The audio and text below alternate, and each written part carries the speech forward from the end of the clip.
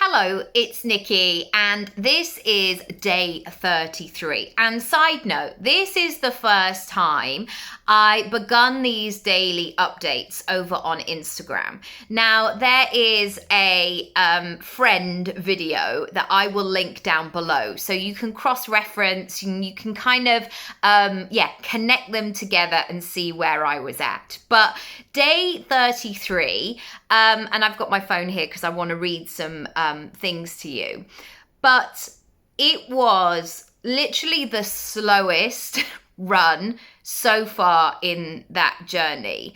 And I will talk about this a lot because there are some days where you don't really feel in the mood or things feel tougher than usual. But do you know what? Sometimes it's just being able to do the bare minimum anyway.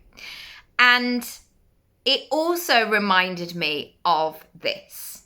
On day 33, I thought about what I was doing when I was 33, aka one of the most transformational years of my life. This was the year I went all in, when I changed my day rate to my hourly rate, and now, of course, way beyond. And when I learned about what I could offer and where my skills truly lay. It was when I began to find my flow and my bravery. It would have been easy to stay the same, but I knew there was more. I was practically homebound for 4 months of that year, throwing up 30 times a day and cooking my glorious baby. However, I realized that everything I thought and planned about how I was going to navigate the next chapter needed to change and be reworked. It was the year that I got obsessed with learning and needed to figure it out. The day that I learned about working with your capacity and I learned to make passive income. And that was in labor. That was like, I'd made some passive income before that. I'll do another video on this.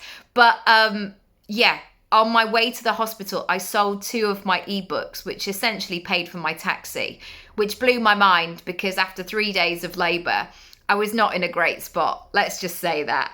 And I realized that I had done all of the work before that. It was the year of absolute vulnerability and my body, my mind, my spirit, my soul feeling completely broken. However, I was grateful to have my pal by my side every step of the way as I rehabilitated.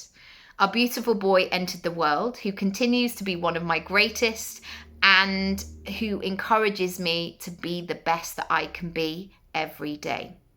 These were my thoughts on a cold, windy, and tired morning, and the ultimate reminder that I am way stronger than I think.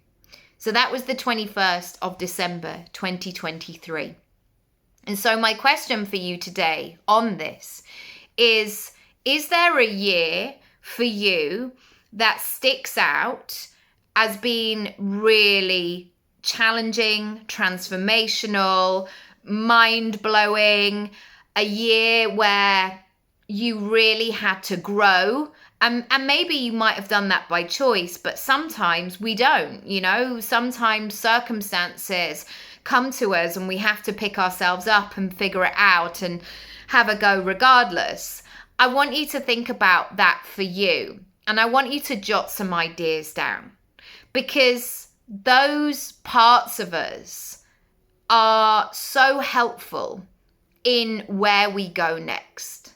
The amount of times when I've lent on my own resilience, my ability to meet adversity, my habits, my muscle that I've built over time to keep picking myself up, even when it's the last thing that I want to do. I want you to spend some time celebrating those past versions of yourself today and give some kindness and compassion for how well you did in those moments, even when they were so beyond difficult, stretchy, challenging. And I know that everybody's going to have a different spectrum of this. And I want to say, if any of what I've said today has kind of taken you back to that moment, I just wanted to say, like, I'm really thinking about you. And I just admire you so much for where you go and what you've done. And I'll continue to cheer you on every step of the way. Lots of love, and I'll see you tomorrow.